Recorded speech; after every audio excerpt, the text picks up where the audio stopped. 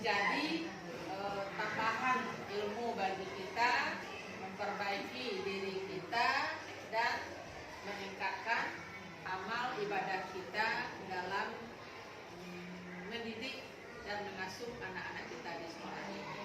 Kenapa demikian? Dengan berjalannya waktu, semuanya dalam hal apa saja ada perubahan yang positif yang dapat kita ambil, ada peningkatan yang positif yang dapat kita ambil. Jadi alhamdulillah dengan adanya hal ini sangat beruntung kita bersama menambah wawasan kita, menambah ilmu kita yang akan diberikan oleh Ibu Isra Wahyudi kepada kita bersama. Karena hal ini akan menjadi laporan bagi beliau kepada pendidik penggerak nantinya. Ya, kepada Isra Wahyudi kita persilakan.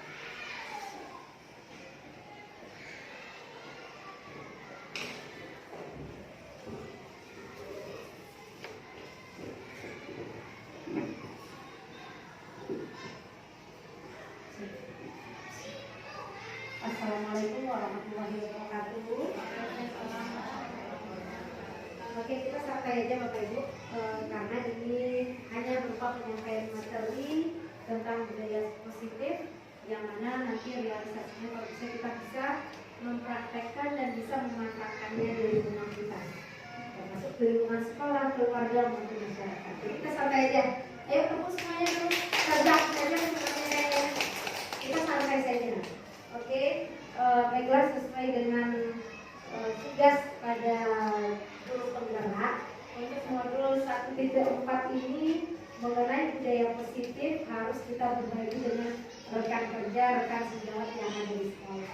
Jadi di sini bukan Ira menggurui, tidak hanya sekedar berbagi. Nanti namanya Ira manusia biasa, mungkin ada hilaf. Jadi di awal Ira mohon maaf dulu sebelumnya. Nanti kita bisa share, kita bisa saling berbagi, bisa saling bertanya. Ada yang kurang dari kita bisa Bapak Ibu tambahkan. Jadi kita tidak tegak Bapak Ibu, tidak pula fokus kita, karena kita saling berbagi nantinya. Baiklah, Ibu kawan, yang terhormat Ibu Kepala Sekolah SDN 02 Kota Baru, yang terhormat Bapak Wakil Kepala Sekolah SDN 02 Kota Baru, dan yang teristimewa rekan-rekan sejawat yang akan membawa perubahan untuk SDN 03 Kota Baru demi anak didik kita semua ini. Baiklah, untuk penyampaian budaya positif ini, yang pertama yaitu mengenai Bapak KHD, yaitu Bapak Ki Hajar Dewantara, yang mana beliau menyatakan bahwa tujuan pendidikan itu adalah menuntun segala kodrat yang ada pada anak-anak agar mereka mencapai keselamatan, kebahagiaan yang setinggi-tingginya, baik sebagai manusia maupun sebagai anggota masyarakat. Oleh sebab itu, pendidikan itu hanya dapat menuntun tumbuh atau hidupnya kekodrat anak, yang mana dapat memperbaikilah dan kekuatan kodratnya. Maksudnya di sini kita mengetahui beragam karakter dari anak didik kita. Kita satu keluarga pun dia tetap memiliki karakter yang berbeda. Apalagi murid kita yang begitu banyak, inilah yang akan kita kembangkan. Sesuai dengan filosofi Bapak KHD ini, kita akan mengembangkan kodrat anak itu sesuai lahirnya dia mereka masing-masing. Jangan kita memojokkan satu anak, jangan menekan satu anak untuk menuntut kebersamaan di sekolah. Tidak. Jadi dengan keberagaman itu kita bisa mencapai kebersamaan dengan keberagaman yang ada pada anak. Itu tuntutan pertama. Karena selama ini kita beranggapan satu yang kita sampaikan kalau bisa semua anak bisa dengan cara yang satu juga. Tapi hari ini kita akan melakukan perubahan, tidak hanya satu jalan ke Roma. Jadi untuk anak memperoleh ilmu itu tidak hanya dengan satu cara. Kita bisa beragam cara sesuai dengan kodrat anak kita tadi. Itu mungkin arahan yang disampaikan oleh Bapak KHD itu, bahwa kita yang mengkondisikan sesuai kodrat anak, bukan anak yang mengkondisikan badannya atau dirinya sesuai keinginan kita. Jadi kita putar sekarang lagi, kita berikan perubahan bahwa kitalah yang akan melakukan rekayasa keanekaragaman dalam menghadapi murid-murid kita ke depan. Kita sama-sama berusaha Bapak Ibu. Ira pun juga akan mengawali semua perubahan menuju perubahan yang lebih baik lagi. Baiklah, kemudian kita akan ambil poin penting, yaitu pengembangan budaya positif. Yang namanya positif berarti itu hal yang baik. Yang dikatakan positif itu nilai atau kebiasaan sekolah yang berpihak pada murid agar mereka dapat berkembang menjadi pribadi yang kritis, penuh hormat dan bertanggung jawab sesuai dengan sesuai dengan profil pelajar Pancasila. Kita sudah mengetahui semua Bapak Ibu, ada 6 item dalam profil pelajar Pancasila. Yang pertama beriman, bertakwa, berakhlak mulia, mandiri, apa lagi Bapak Ibu? Bergotong royong juga, berkebinekaan global, kreatif, dan bernalar kritis. Itu tujuan kita ke depannya, agar anak-anak kita ini memiliki keenam ini. Apa yang dicanangkan dalam profil pelajar Pancasila itu kita capai dengan menerapkan budaya positif, budaya yang baik, tidak dengan teriakan, tidak dengan maki, tidak dengan marah.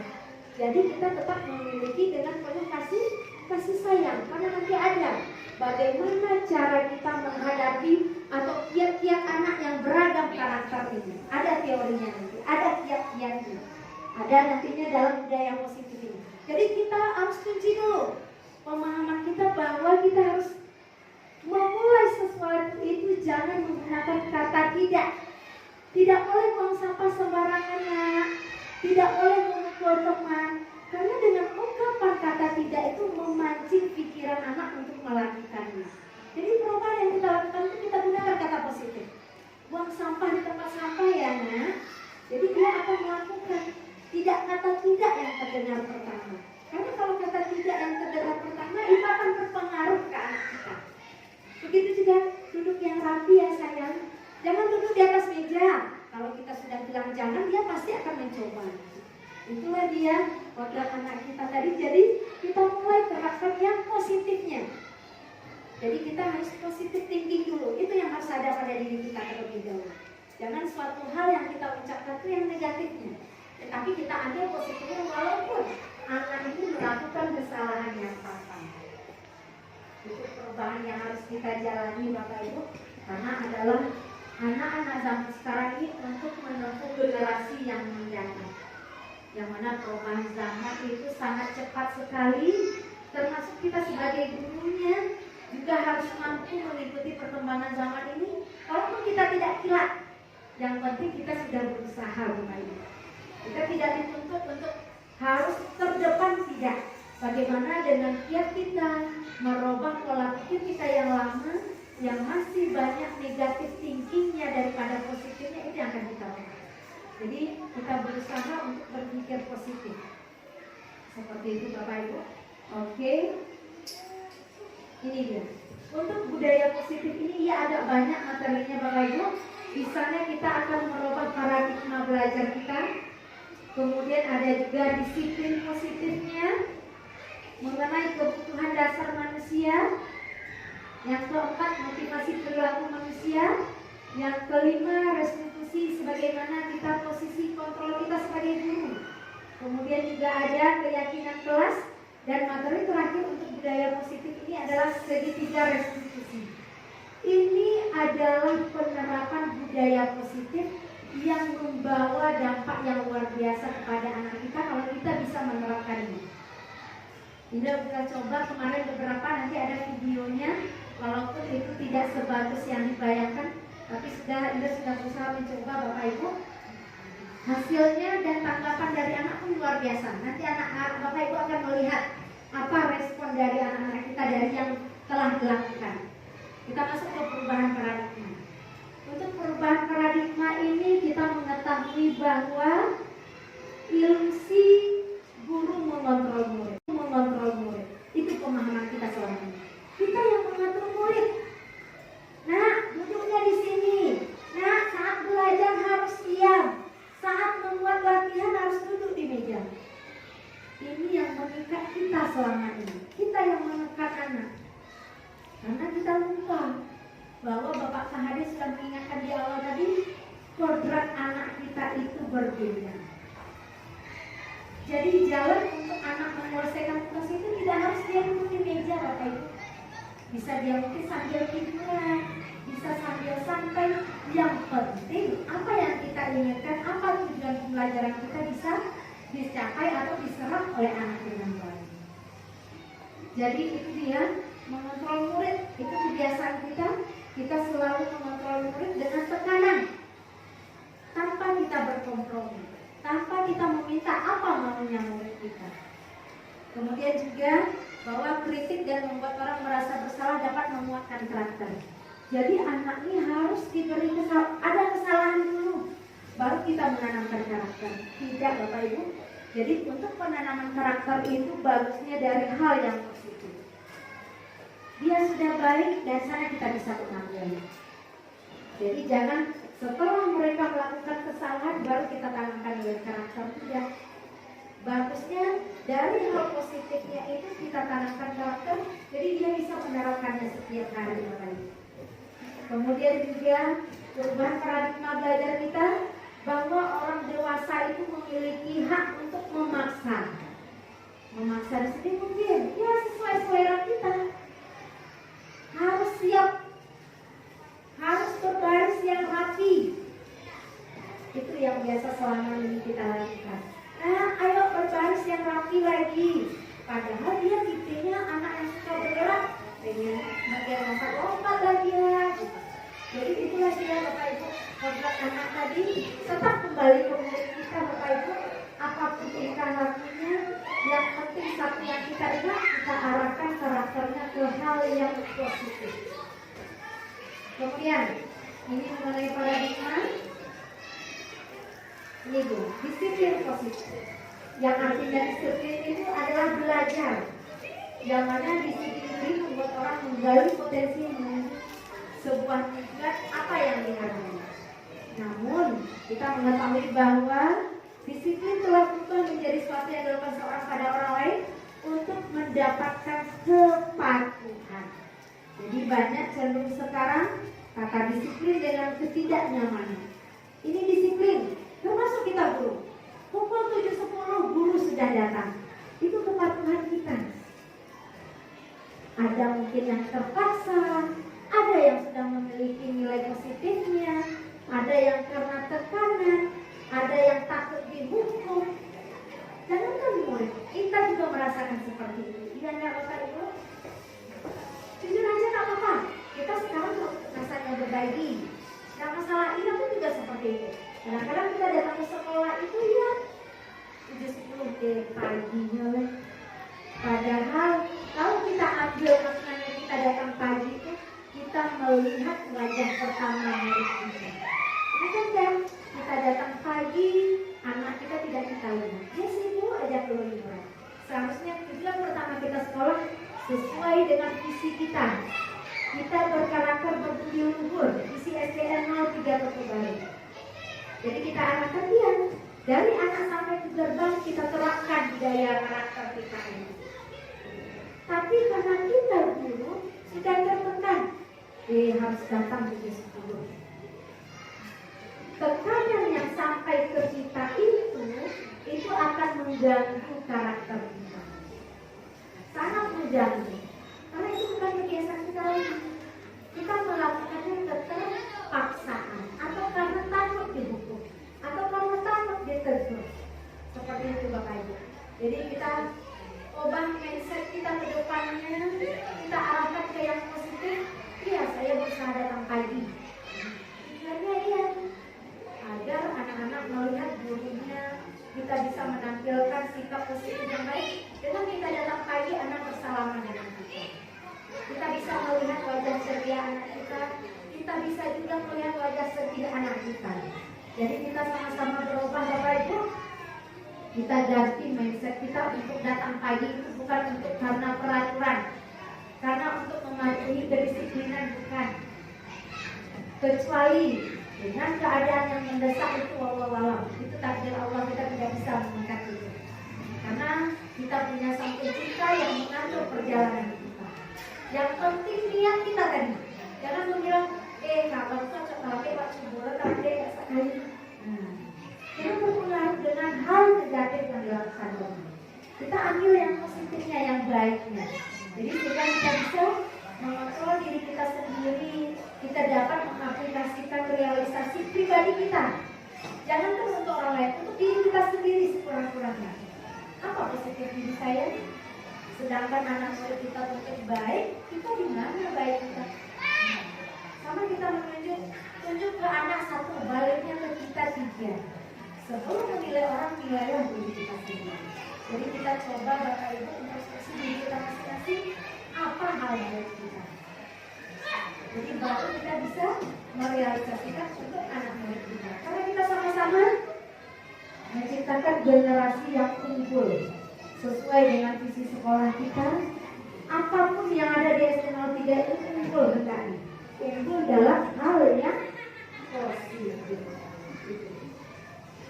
Kemudian juga kita mengingat untuk disiplin positif ini dulu. Sesuai yang kita sampaikan tadi, kontrol diri kita. Itu yang paling pertama. Apa potensi kita? Itu yang kita lihat terlebih dahulu. Agar sesuatu yang terjadi yang kita lakukan itu merupakan nilai-nilai yang ada pada diri kita. Ya, nilai kemandirian saya mampu disiplin. Apa buktinya? Ya bukan karena aturan, karena terikat perintah atau hasil diskusi atau hasil kesepakatan kelas atau sekolah. Kita datang tempat waktu tidak nilai diri kita. Ya saya akan coba untuk disiplinkan diri saya datang tepat waktu.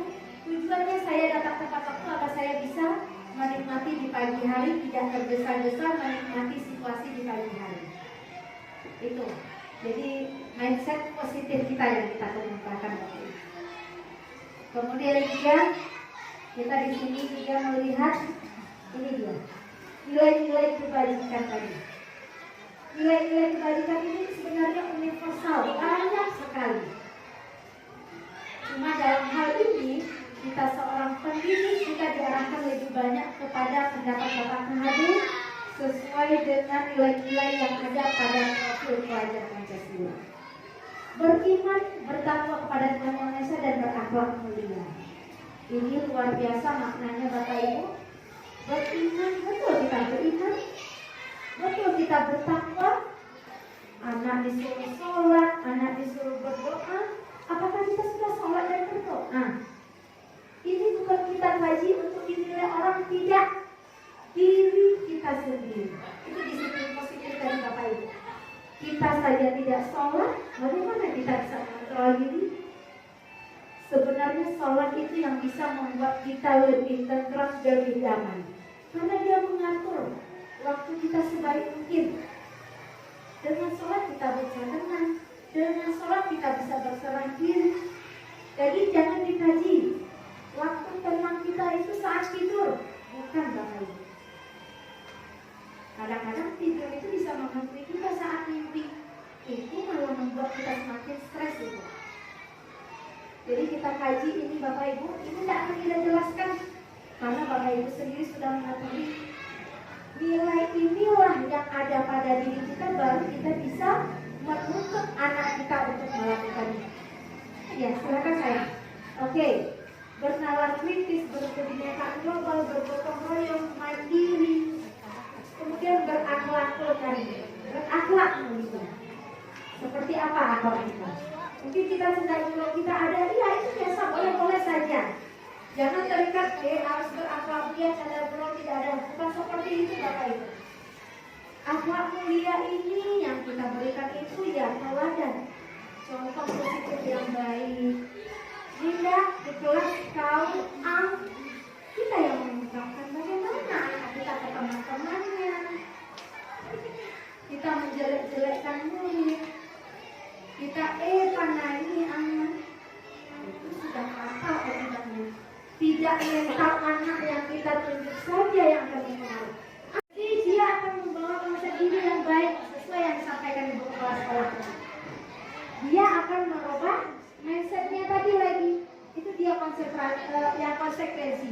Jadi yang konsekuensi ini dia mengarahkan apa yang dilakukan itu sesuai dengan kesepakatan kita. Beda dengan hukuman. Kalau hukuman dia melakukan, kita langsung memberinya. Dia terlambat ya langsung kita berikan hukuman.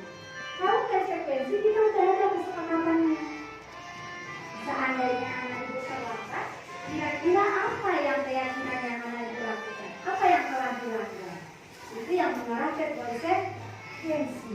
Kalau konsekuensi dia tidak terbebani karena dia sudah mengetahui. Tapi kalau hukuman mendadak ini terjadi ya langsung ditindak.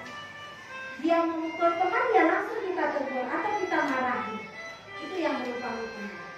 Kalau konsekuensi dia sudah mengetahui. Makanya Bapak Ibu kita mengarahkan sekarang nanti ada teorinya keyakinan kelas. Kita buat kesepakatan apa bagusnya yang ada di kelas kita. Bagaimana sikap yang harusnya di kelas kita. Jadi dia akan mengetahui nanti. Jadi dia tidak merasa dihukum karena kita sudah ada kesepakatan tadi. Kalau ini yang anak ibu langgar, apa yang akan dilakukan? Itulah kesepakatan kita dengan murid. Jadi tidak ada anak ini yang merasa terhukum. Karena hukuman ini dilakukan akan membuat anak merasa tambah buruk, tambah terpojok. Kalau konsekuensi tidak, dia sudah tahu keyakinan apa yang anak ibu langgar, apa yang harus anak ibu lakukan, dia akan tahu sendiri. Karena kita sudah buat kesepakatan. Tapi kalau tidak ada kesepakatan kita dengan murid, hanya peraturan datangnya dari kita saja, itulah bentuknya tadi. Dia melanggar akan terbentuklah suatu hukuman yang akan berdampak buruk ke anak kita. Kemudian juga ini. Jadi yang dikatakan identitas murid ini gagal atau suksesnya, ya ada 3 poin. Yang pertama, gagal itu karena diberi hukuman. Itu otomatis identitas anak ini akan dikatakan gagal. Kemudian yang dikatakan anak itu sukses apabila dia sudah bisa menjalankan konsekuensinya dengan baik. Kemudian juga ada restitusi. Apa itu restitusi?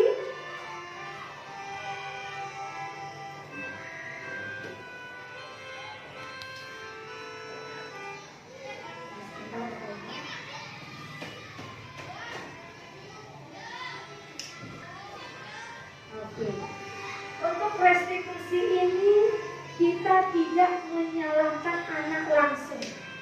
Jadi anak yang mengungkapkan apa yang terjadi kepada kita, itu restitusi. Kita akan melakukan negosiasi dengan anak juga nantinya. Jadi dia tidak dihukum, tidak pula memberikan konsekuensi. Jadi untuk 3 yang dilakukan anak ini, dia yang dikatakan gagal itu apabila anak itu mendapat hukuman. Anak yang dikatakan sukses itu apabila dia bisa menjalankan konsekuensi dan bisa menyelesaikan masalahnya sendiri. Yang menyelesaikan masalah sendiri inilah yang dikatakan restitusi, Bapak Ibu. Jadi restitusi ini anak yang melakukan kesalahan, dia pula yang menemukan masalahnya itu bagaimana menyelesaikannya. Itu yang dikatakan restitusi. Jadi tidak selama ini anak bersalah, kita tindak, kita beri hukuman, dia meminta maaf, sudah kita anggap selesai. Dan pada ke depan apa? Bisa jadi dia lakukan lagi kesalahan yang sama, bisa jadi dia tidak melakukan lagi. Jadi 2 kemungkinan. Atau bisa jadi lebih parah pula dari yang dilakukan hari ini. Itu yang berbentuk hukuman. Kalau konsekuensi dikatakan sukses juga tadi, karena dia sudah menyepakati keyakinan yang ditanamkan tadi sesuai kesepakatan dan aturan yang kita buat di kelas kita atau di sekolah. Kalau restitusi, dia yang menemukan solusi dari masalah yang telah dilakukan. Itu dia Bapak. Jadi tidak ada hakim sendiri, tidak ada menunjukkan murid ini, tidak ada anak itu yang merasa dimarahi. Karena dia kita menyelesaikannya dengan tenang, kita selesaikan dengan baik, kemudian dia mencari solusi dari mana masalahnya selesai. Ini yang dikatakan restitusi. Oke, yang perlu kita ketahui Bapak Ibu, kontrol diri kita.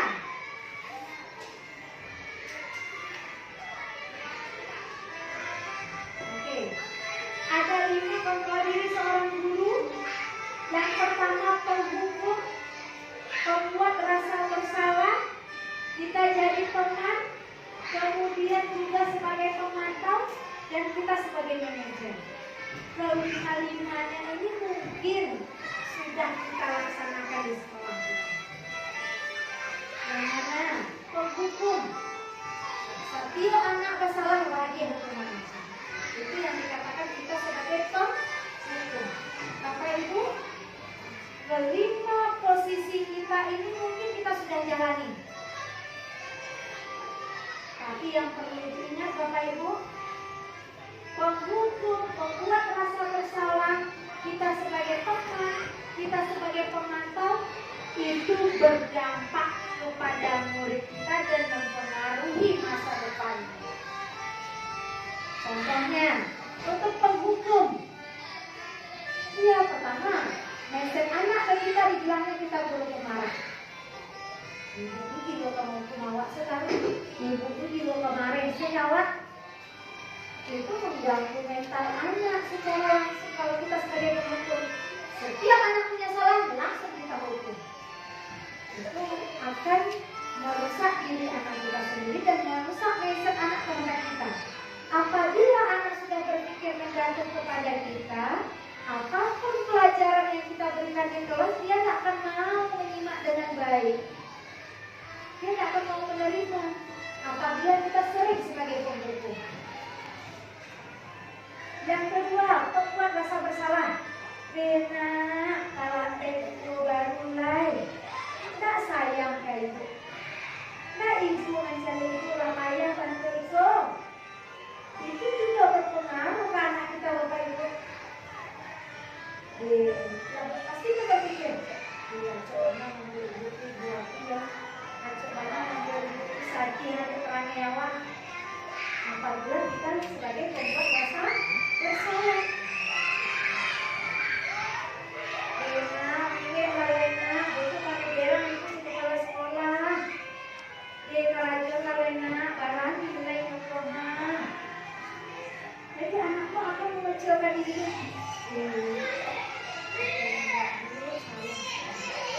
Itu yang akan dirasakan. Itu tidak mempengaruhi mata anak. Akan membawa pengaruh buruk ke anak kita. Apabila kita sebagai pembuat rasa bersalah. Sebagai teman apa lagi? Anak pola salah, awak tujuan jalannya dengan cara berteman. Karena ada sekali ini maafat bisa dan ditolak. Itu teman yang memberikan anak. Jadi anak ini merasa dibela. Ya dibuat, pasti lah dibela dibuat kalau salah. Ya Bu Desi, pasti awak dibela daripada Bu Desi. Karena dia udah ketahuan. Itu kawannya. Makanya Moreno juga. Karena kita memiliki rasa berteman dengan anak kita, dia mindset anaknya dia. Moreno nggak kebilang ya. Moreno itu pasti kecil sekali. Sekarang gitu ya nak, perbaiki lagi. Karena kita punya rasa berteman tadi, itu akan membuat anak terikat dengan kita. Itu pelayan tuh awal di sekolah kan. Nanti itu kalau enggak, anak tidak akan mandiri lagi karena dia terikat dengan kita. Sekete awak lantai banyak turun awak. Kamari awaknya lagi bolong awak. Ini pengaruhnya berteman ini. Anak tidak mandiri jadinya. Tidak akan terjadi profil pelajar Pancasila tadi. Karena ada salah satunya nilai mandiri. Kemudian juga pemantau. Untuk pemantau dan manajer ini mungkin pengaruh negatifnya tidak terlalu kepada anak. Pengaruh negatifnya tidak terlalu kepada anak. Karena kita hanya memantau anak, kita lihat ini yang dilakukan ini. Kalau terjadi, kita arahkan dia. Itu yang dikatakan pemantau. Kita tidak berikan perhatian, kita tidak menghukum. Itu yang dikatakan kita sebagai pemantau. Dari kelima posisi ini, yang paling baik itu adalah manajernya atau manajer. Kenapa dikatakan ini paling baik? Tidak berdampak buruk maupun positif kepada anak. Jadi dia netral saja. Tidak ada anak terikat, tidak pula anak takut dengan kita. Kita memakai manajer ini yang mengatur anak dengan apa adanya saja, tidak dengan kedekatan. tidak dengan membuat rasa bersalah yang kata-kata kita keluarkan keluar, tidak pula dengan didukung. Itu yang dikatakan manajer ini. Oke, ini dia. Penghukum membuat orang merasa bersalah itu dikatakan identitas gagal. Sedangkan untuk yang dikatakan berhasil itu atau sukses itu bisa teman, bisa pemantau. Sedangkan yang berhasil yang bisa mempengaruhi diri anak itu yang manajer tadi. Mana manajer ini dia akan menemukan masalahnya tadi yang akan diarahkan ke restitusi. Ini ada pertanyaan. Saya kecewa sekali dengan kamu. Itu yang dikatakan saya kecewa sekali dengan kamu. Tapi kita sudah pakai kontrol membuat merasa bersalah. Kemudian juga kamu tidak pernah melakukan hal yang seperti ini. Jadi kita sudah mencak anak, itu larinya kita sebagai penghukum kata-kata yang kita berikan. Kalau kata-kata yang untuk memantau, apakah kamu mau mendapatkan stiker bintang hari ini, nak? Itu kita sebagai pemantau di sana. Kalau kita sebagai manajer, bagaimana kamu menyelesaikan masalahnya? Jadi dia yang menemukan sendiri, bukan kita yang memulai. Dia bermasalah, dia yang akan menemukan solusinya. Kemudian juga Bapak Ibu, ini dia, ya Ibu. Oke.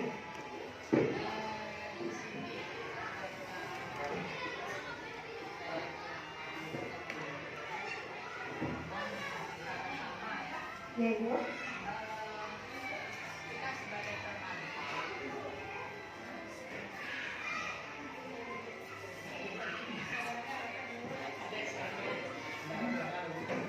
Baik Bapak Ibu, di sini ingin saya berdiskusi di sini ya, baik bersama CPG ya, CGP atau bersama teman-teman sejawat, yaitu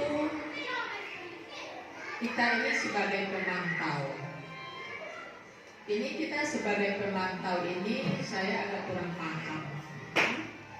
Terus di sini ada pula kita sebagai pemantau ini ada pertanyaannya.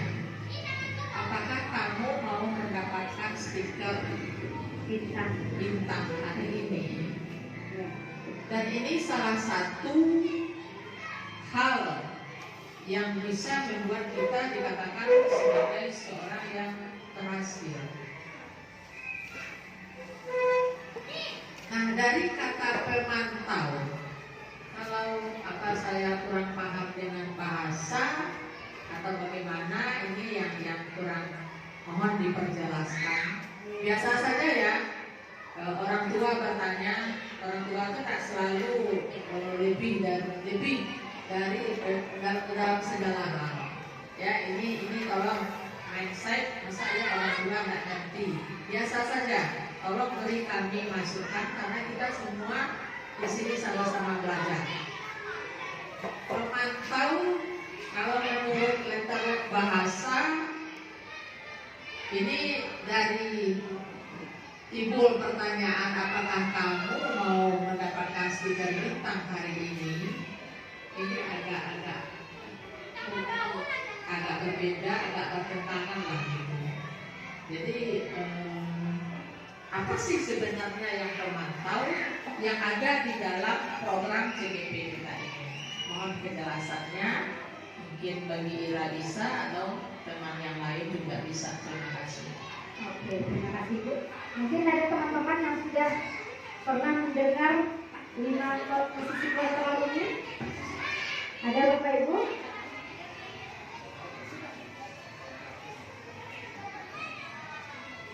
Oke, ya, silakan Bu ya.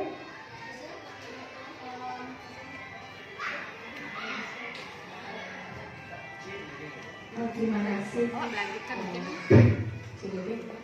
Sesuai dengan ilmu yang saya dapatkan di program CGP angkatan 4 lalu, posisi kontrol di pemantau ini kita sebagai guru itu hanya memperhatikan apa yang dibuat oleh anak kita. Umpamanya ketika anak kita berbuat kesalahan, kita hanya berbicara kepada diri kita saja, Ibu.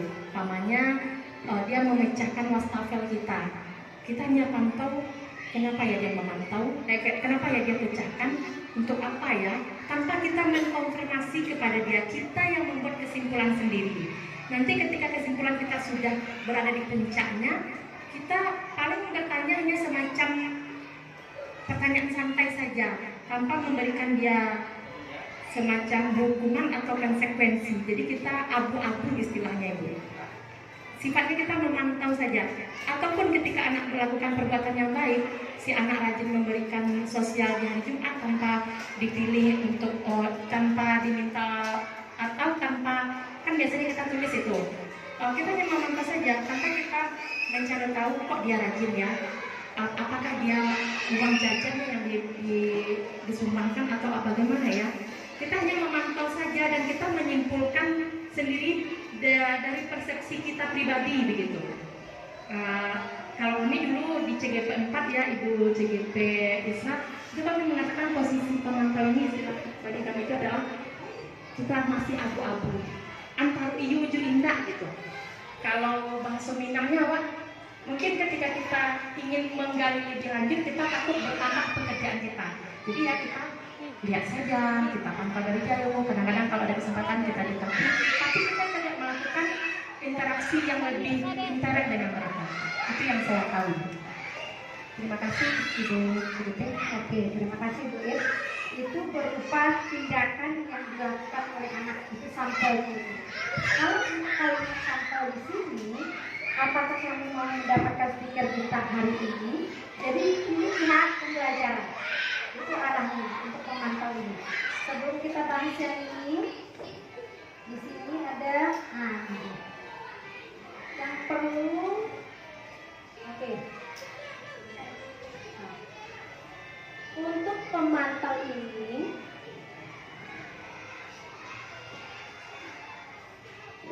ada kata kuncinya Bapak Ibu. Di sini agak kurang jelas.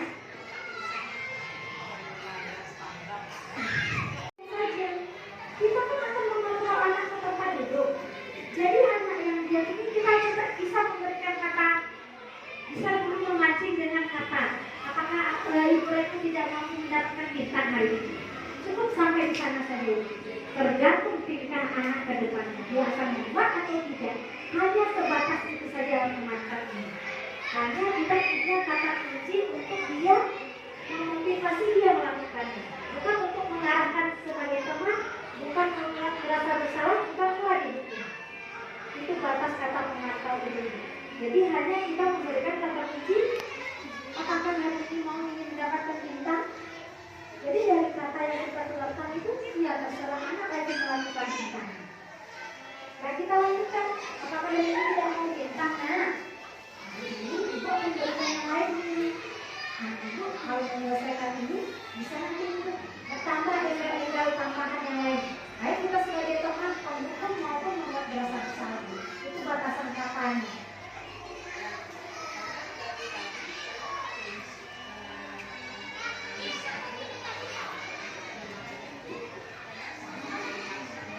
Ya.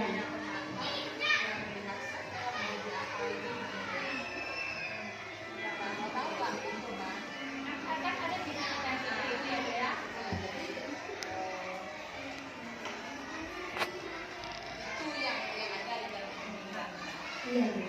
Jadi kata-kata itu kan hanya memancing satu kegiatan saja, tidak lebih dari itu yang hanya memantau.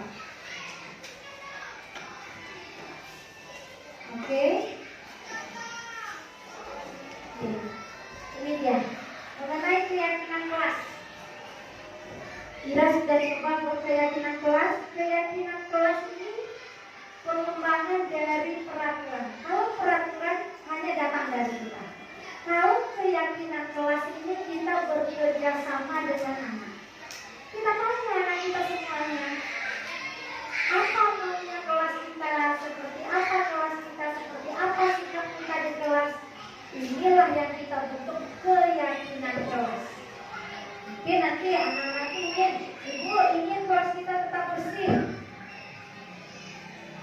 termasuk.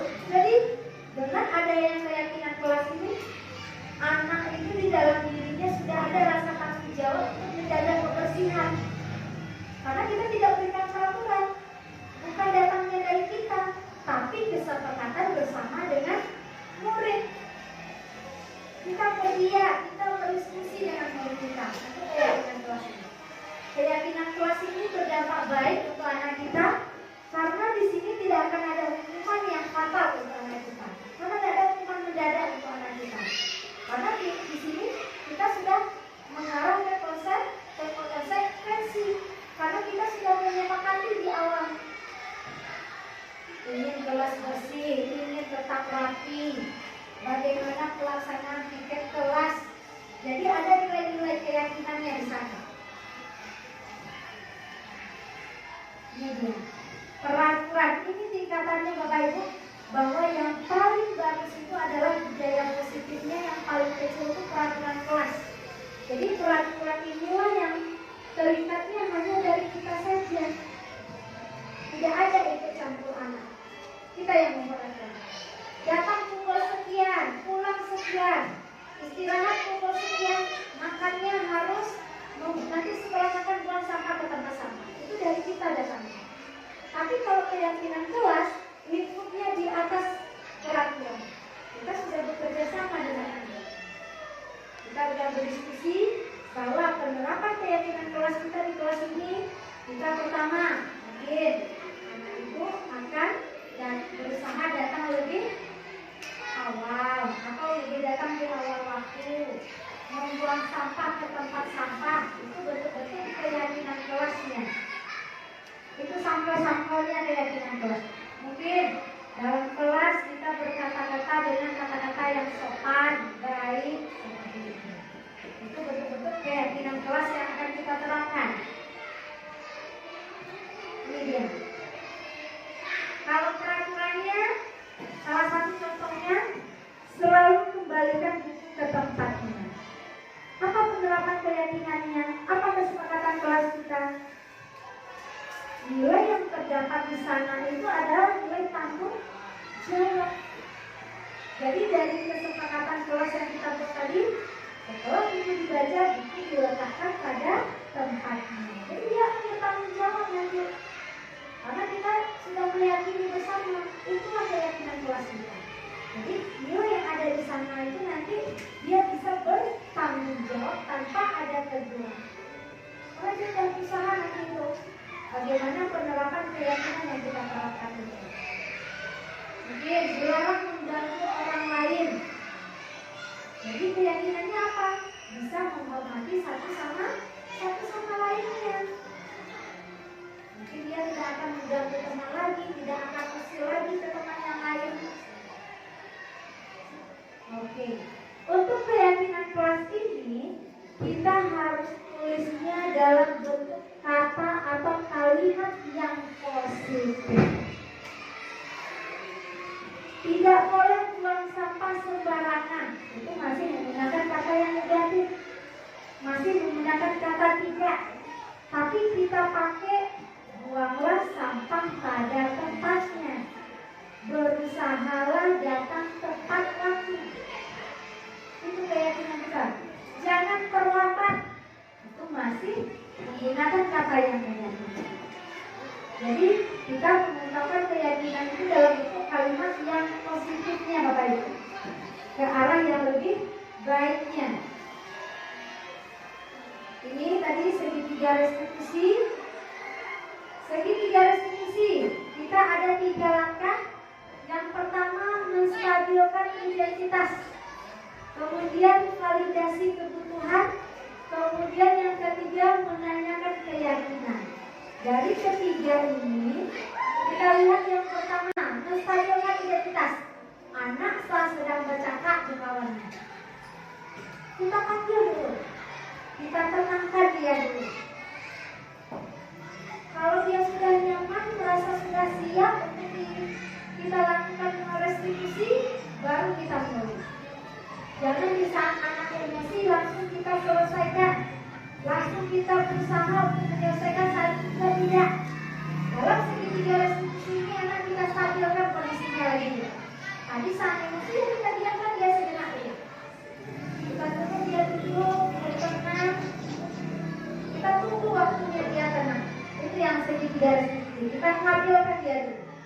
Habis itu setelah dia stabil, baru kita menanyakan masalah yang terjadi. Apa yang telah terjadi? Setelah kita menanyakan masalah yang telah terjadi, kita tidak bilang lagi, yo Ana salah, yo Fauzan yang salah, yo itu yang salah. Tidak seperti itu lagi. Kita tidak tunjuk siapa yang salah di antara mereka, tapi kita mengarahkan agar mereka nanti menemukan masalahnya. Kita tidak mencari masalahnya mulai dari siapa, tidak. Itu yang segitiga restitusi itu. Kemudian yang kedua, validasi kebutuhan. Apa yang dibutuhkan anak saat dia bermasalah itu? Mungkin di saat emosi, anak telah memukul temannya. Saat memukul itu mungkin dia masih emosi. Jadi ada yang nggak terbalaskan. Kita tanya, apa maunya anak itu? Kira-kira kalau ini yang terjadi, apa solusinya? Inilah yang dikatakan kita validasi.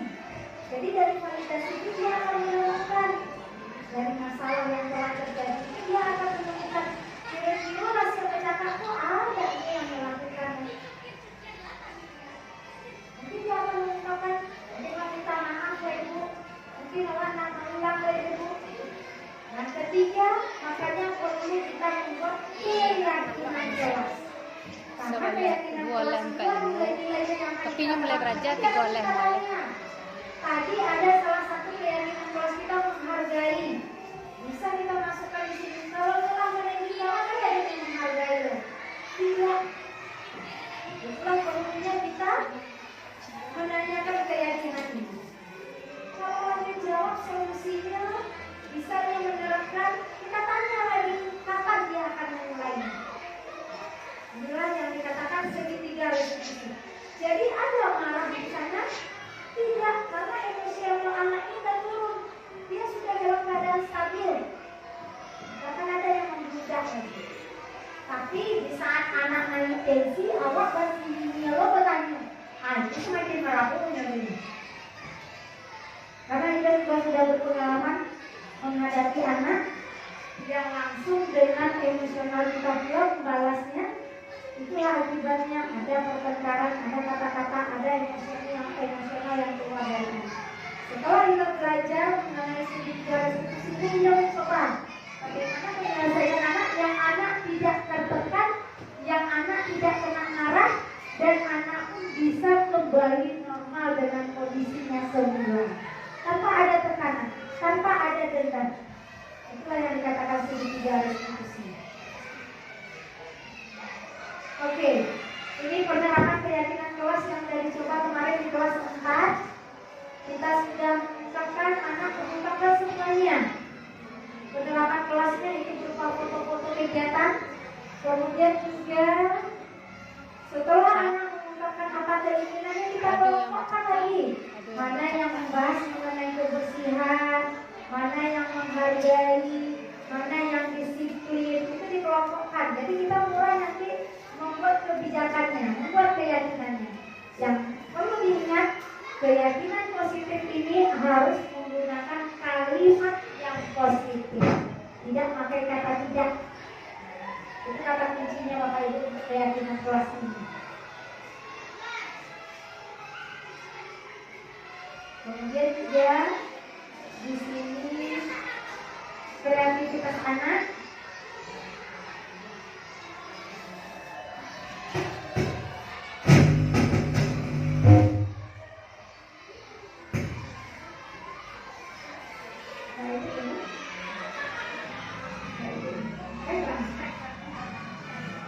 Oke, jadi berupa video kegiatan yang kita rekam pada saat menentukan keyakinan kelas. Memang betul, Bapak Ibu, antusias anak-anak itu luar biasa. Apa keinginannya di kelas? Jadi dari datangnya dari mereka itu dia akan berusaha lebih baik. Jadi kita tidak perlu berteriak lagi, karena anak ini sudah punya keyakinan, yang bukan keyakinan mereka sendiri, yang kesepakatan akhirnya mereka juga sendiri. Jadi tidak ada keterpaksaan, karena kita sudah nego, siap menjalankan keyakinan keinginan, kita punya kesepakatan dengan anak. Itu bentuknya. Jadi Bapak Ibu kita berusaha sebaik mungkin apapun hal yang dilakukan kita juga mengarahkannya untuk menerapkan nilai-nilai positifnya. Oke, ini penerapan segitiga restitusi yang kemarin salah satu anak Pak Le ya, yang waktu itu berkelahi Kevin dan Dennis. Nah, itu permasalahan saat bermain mereka sudah langsung pukul-pukul. Nah, jadi di sini kita sudah sempat menerapkan segitiga restitusi.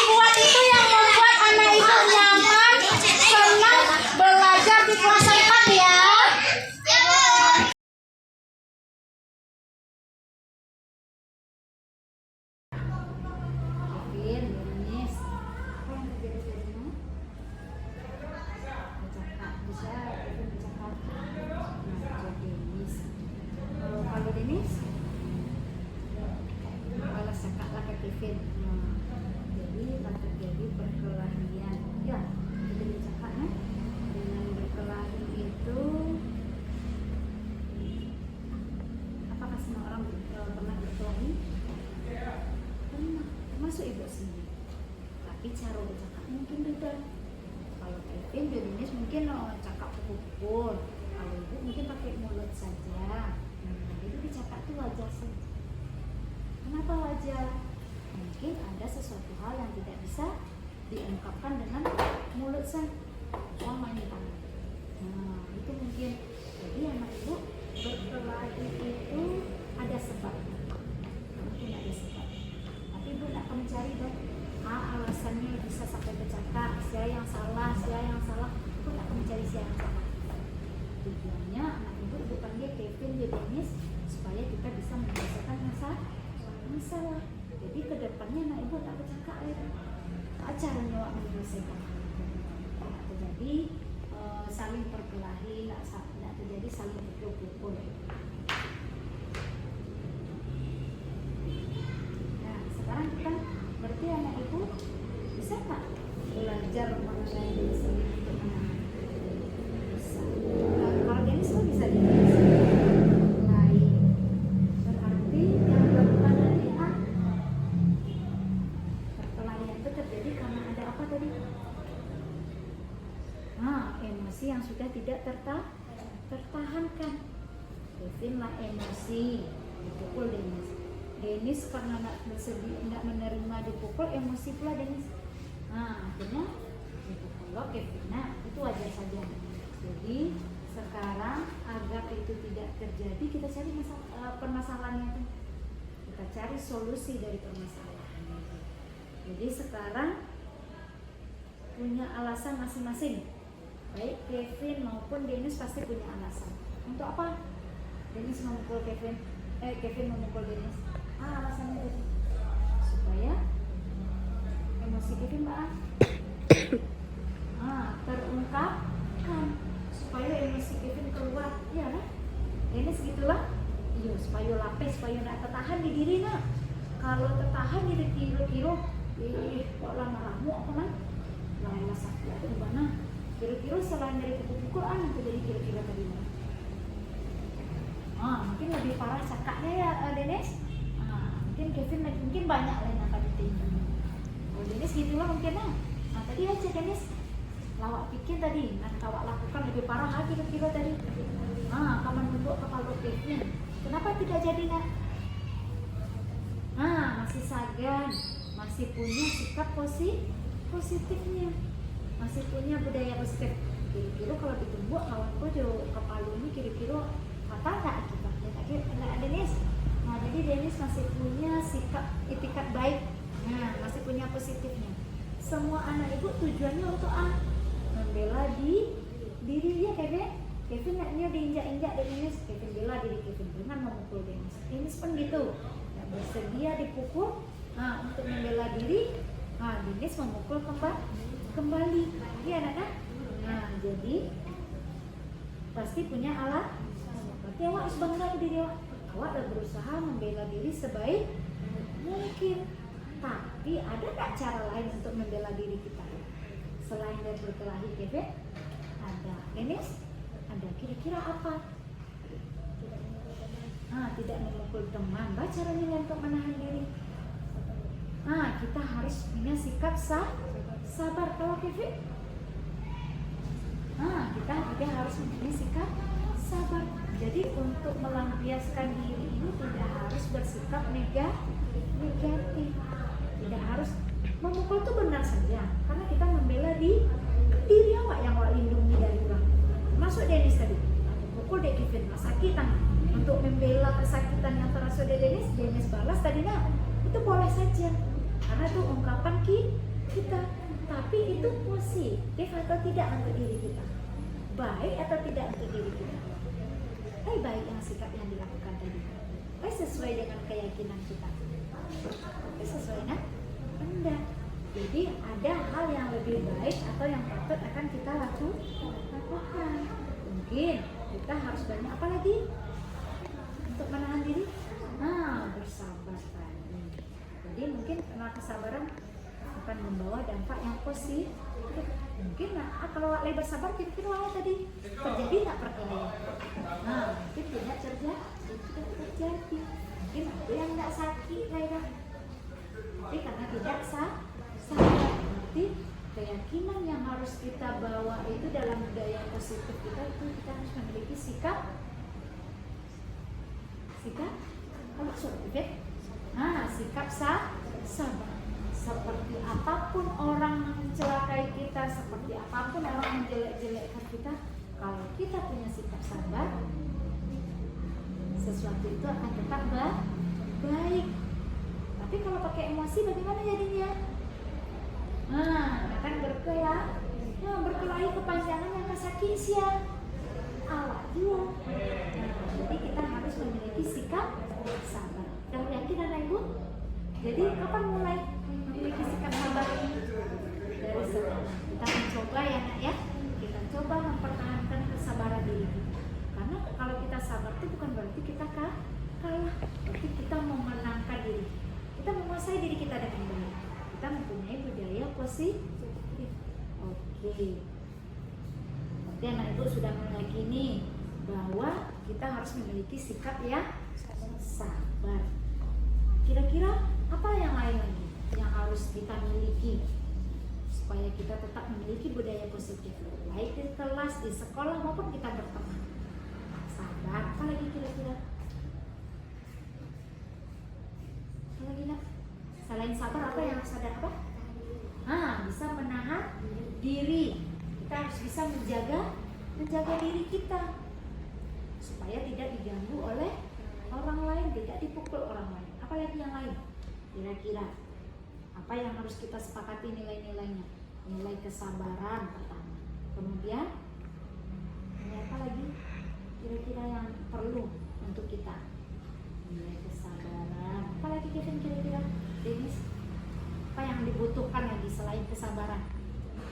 Kita mempunyai sikap berteman. Harus saling, kalau berteman tuh harus saling namanya tuh. Saling membantu dan kita juga harus saling menghormati. Kita harus menghormati. Sering banget Kevin jadi apa namanya? Asik bermain. Tadi kata Denis kata-katanya. Kue banyak ambek.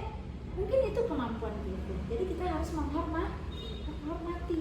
Gitu juga Denis. Sebaliknya Kevin juga seperti itu. Jadi kalau bisa kita memiliki sikap saling menghormati. Karena kemampuan kita sama atau tidak? Tidak sama. Karena sesuatu yang ada pada diri kita itu kita yang tahu. Jadi kita memiliki nilai sabar, saling menghormati, juga punya sikap saling saling menghormati. Apa lagi? Apa yang harus ada di diri kita? Nah, menghargai, menghormati. Jadi kalau bisa, tadi Denny sudah menjawab bahwa keyakinan ini atau sikap ini, keyakinan kita ini harus kita mulai dari kapan? Nah, sekarang. Yakin anak ibu? Siap. Kita yakin merubah diri kita menjadi orang yang lebih baik, yang memiliki budaya positif, bukan budaya yang negatif, yang sering pukul, yang sering naik emosi. Nah, dikurangi lagi ya sayang. Kita ubah ke cara yang lebih baik.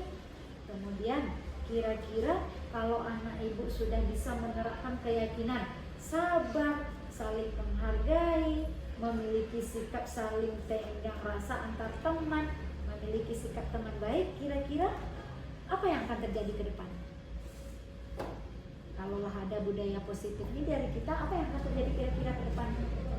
Nah, kita akan selalu berteman. Kemudian apa lagi? Nah, kita saling berbaik. Nah, baik sangka kita. Gak ada cemooh keluar ya kan? Ya, Denis, sih kita berbaik sangka. Seringnya temani untuk jadi apa namanya? Yang jadi main itu yang kalah tuh. Nah, sering teman kita kalah, kita nggak mau mencemooh lagi karena kita punya sifat saling menghargai. Mungkin masa dia sering kalah, nanti pas saat Denis berusaha lagi. Nah, seperti itu. Jadi ke depannya kita akan menjadi orang yang seperti apa yang anak ibu inginkan. Nah, orang yang memiliki sikap teman yang saling menghargai. Kemudian ke depannya juga kita memiliki sikap yang bagaimana tadi pertama kali. Yang harus kita punya pertama untuk menahan emosi. Nah, kita harus memiliki sikap yang sabar. Jadi, Kevin sudah oke untuk menjalankan keyakinan ke depan? Dennis? Oke. Perlu dendam lagi? Tidak. Sudah saling mengetahui? Sudah. Jadi, apapun yang terjadi, kita harus bawakan ke sikap yang positif. Itu udah terima? Sudah senang hati hari ini? Tidak ada keluh kesah lagi? Mau mengulang lagi? Tidak. Kita harus mengulang ke sikap yang positif. Siap menjalankan keyakinan? Siap menjalankan nilai-nilai yang disebutkan tadi? Sabar, menghargai, saling tenggang rasa antar teman. Oke? Siap nah? Kita coba ke depannya agar kita menjadi manusia yang lebih positif, yang memiliki sikap yang baik. Oke, terima kasih ya nak. Semoga ke depannya tetap menjaga persahabatan, tetap menjadi teman terbaik di sekolah. Ya, Nana. Masalah saya sudah diselesaikan dengan Bu Ira dengan secara baik, tidak dimarahi. Dan saya setelah berminta maaf kepada teman saya. Alhamdulillah masalah saya sudah selesai diselesaikan oleh Bu Ira dan saya sangat senang karena tidak dimarahi Bu Ira.